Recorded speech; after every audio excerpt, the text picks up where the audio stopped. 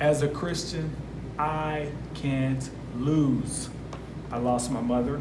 I lost my leg. I've lost some relationships and different things, but God has given me some far greater things.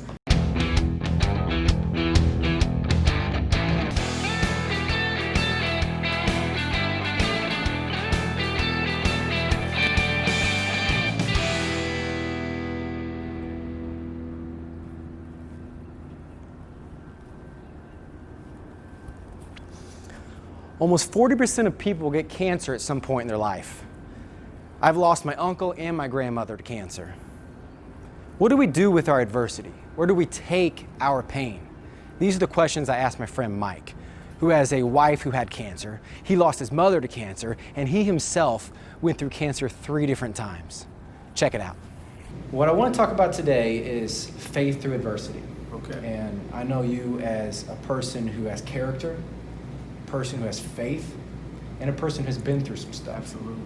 So talk about some of the adversities you've been through your life and kind of how your faith has gotten you through it. Started out, I had cancer at 9.5 years old. I had a bone cancer. And so here I am, a 9-year-old, a young child with bone cancer. This is a time in your life when you're experiencing the beauty and freedom of being a child and just basically not having any worries. But all of a sudden, I started having difficulty walking. And I put up with it for a little while, and then I told my mom, I said, listen, I'm having trouble, I'm having a pain in my leg. I think I'm going to need to be looked at. The biopsy came back as cancer. It was a cancerous tumor. What did you think when you heard that news? Oh, I was devastated. I'm going, my life as a kid is sort of over. Here I've got this tumor. They haven't quite told me how they're going to address it, so I was really scared. And so they addressed us as a family, and they said, listen, this cancer has spread. And it's spread to the point where we don't believe we can save the limb. We're going to have to amputate above the knee. I was totally devastated. Were you mad? Did you cry? I was angry. In fact, I was in the hospital room, and as soon as my mom and sister walked out, I took everything that was on the bed and I literally threw it. And I was screaming in the room to myself at the top of my lungs. I didn't know how my life was going to go on from that point. In fact, it's a little bit weird. I said, now I can never be a father. I thought because I was going to be without a limb that I wasn't going to be able to be a father. So I didn't really correlate that they didn't have anything to do with that. But that's how devastated I was. So in that moment, you kind of equated like being a man with having both legs. Absolutely. So that manhood, like when you lost a leg, you kind of felt you lost some of your manhood. Absolutely. That I was not complete. Did you believe in God at this time? Were you mad at God about this? I was a little mad at God, but I had my mom and my great aunt, which was like a second mom to us. She was a strong woman of faith, and so was my mom. And so they talked about God constantly. They demonstrated their faith in front of me. So a lot of their conversations was about God, especially the hard conversations about how do I move on. In fact, I asked my great aunt, because they said, not only are we going to amputate your leg, you're going to have to take chemotherapy. You're going to have to take cancer medicine. And I looked at my aunt. We were both in the room, and it was just I and her. And I said, "And I'm going to die?" And I was scared. And she looked at me and she said, "Yes, you are." But she said, "I don't know when." And so I was, again, my heart jumped for a minute. But I said, this is a woman of faith talking to me. She's saying this in faith. And so I feel like... Did that humor help you, or did that just make you... In that moment, it shook me a little bit. It scared me. But I said, this is my aunt talking to me. She didn't seem sad. She seemed confident. And I said, where is this confidence coming from? And that's what helped me to attach to her faith. She was saying this in faith. Yes, you're going to die, but I don't know when. We all are. And so I was like, okay. And so I think about some of the things that I kept doing. I didn't stop being a child. In fact, I started riding my bike with one leg. I started playing basketball, football, and I would just hop.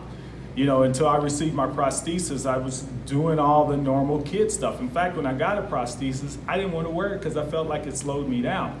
But anyhow, you adjusted to the adversity. I absolutely adjusted to it. And what helped me was the faith of my mother, the faith of my great aunt, and them not treating me as if I was wounded, I was broken, I was messed up. They treated me as if I was blessed. And so that's how I proceeded. That's how I moved on in life. So can we see your prosthetic leg? Absolutely. I take pride in showing off my prosthesis. I think it's a pretty cool thing. I like to show kids because they're always interested in why I have the limp and stuff like this. So it's a microprocessor prosthesis, has a computer, controls the gait and all that good stuff. I can turn it upside down, use it as a table, put my coffee cup up there, my tablet or whatever. And so it's a pretty cool thing. I think it's awesome. Do you recall any kids making fun of you or saying any mean things? Do you remember like specifically like what was said or what they did? Well, absolutely. Yeah, I mean, I hate to say it, but kids can be very mean. They can be very mean. I used to get called things like Crip. I got called Robo-Crip. And even back then, the legs were wooden. I got called Tree, Kickstand, Tripod, all kinds of names. And then believe it or not, over time, I just started to embrace some of that. I just started to laugh. I started to develop my own faith. I started to develop, my faith through that perseverance. It built that character in me. And so I started to actually be sort of proud of what I had been through and what I allowed to not just go through, but grow through. That God allowed me to grow through that, because what I didn't know was another challenge was coming. So when I was 11 and a half, the cancer returned. I had a rather large tumor on my lungs. In fact, it had encroached upon a whole lobe of my lung. Understanding that as a child, you almost feel like you're sort of being punished. But again, focusing on that faith, because I started to develop that faith as well as I started to go through these trials, as I started to go through these adversities. It allowed me to look to God. I started having my own prayer life, and I started praying. And, my great aunt got me a Bible and signed it, and that meant so much to me. It just meant a lot to me. And so, I felt good about carrying my Bible around. And that perseverance and being able to endure that adversity and standing on your faith is attractive. People are attracted to that. They're drawn to it because it's something that they can relate to. All human beings can relate to that, because guess what? None of us are immune to trials. In fact, there were some local celebrities that saw me in the paper and came. I don't know if you know who Satchel Paige is. He was in Negro Leagues baseball. He's one of the greatest pitchers ever known. And he came and visited me personally. Wow. And somebody had to explain to me, I said, "Do you know who this is?" And they said, "This is Satchel Paige, he's famous." And as they explained that to me, I was like, I must be really going through something that's super serious, because it's getting the attention of people that are famous. And I guess they wanted to celebrate your perseverance. Absolutely. Okay, so you went through adversity when you were younger, a lot of adversity. Absolutely. And your faith kind of helped you persevere. What about recently? Recently, 2019 was a difficult year for us. 2019 really refined our faith. In 2019, my mom was suffering from stage 4 liver cancer and was dying. It was discovered, I'm going to go back just a little bit. In 2016, it was discovered that my wife had a brain tumor, a rather large brain tumor about the size of a softball. And so from the resection of her brain and removing that tumor, she developed epilepsy. And so she started having these seizures. So I've got my wife having seizures, my mom is dying, and then I discovered a lump in my neck. So I go to the doctor and get it checked out. I've got thyroid cancer. And so this was a difficult time, and I was really reaching for my faith. And the thing that I've learned about faith is faith, for me, I liken it to riding a horse. It's not that you don't know how to ride the horse, is when you get knocked off, can you get back on? And, it talks about, in James, where it talks about faith is being sure of what you hope for and certain of what you Being sure. Being sure. Sure of. Being absolutely sure of what we hope for and certain of what we do not see. Yeah. Now, I didn't see the healing of myself, my wife from the seizures. I knew eventually my mother was going to die, but how was I going to get through that? What were you sure of? I was sure of what God promised. I have to embrace this as a refinement, that it's developing my faith, because James also talks about, the testing of your faith develops perseverance, and perseverance character. So God is refining my character. He's blessing me and preparing me to use my faith to comfort others. What would you say to people, bystanders, who see somebody struggling and they don't really know what to do or what to say? How would you encourage them? I would encourage them this is one of the things that I say to myself: be to others what God is to you. And so God is to me, He's my support system. He loves me.